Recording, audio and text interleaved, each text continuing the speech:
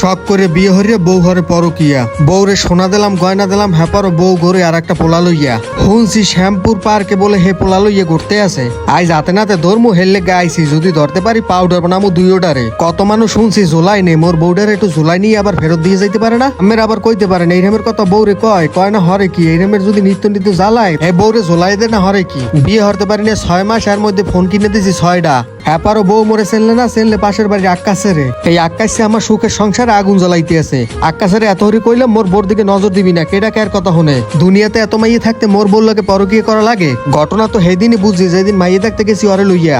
বন্ধুরে জিগাইলাম ভাবি কেমন লাগে, মোর আগে উই পছন্দ করে বই রইছে। গোপনে সংবাদ পাইছি শ্যামপুর পার্কে আইছে। অনেক কয়েকজনের দ্বারা জিগাইলাম সিঙ্গুর মাছের না একটা স্যারারে দেখছেন। ওই হালার পহালায় মোর বউরে লইয়ে ঘুরতে আইছে। ঠিক মতন খারাই থাকতে পারে না, বাতাসে ওরে। হালার পহালা হারা দিন পিনিকে থায়। এত বড় পার্কের মধ্যে কমনে খুঁজমু, মেজাজটা কেন না খারাপ লাগে। এই চান্দু না এই নায়াদে অন্য লোক হে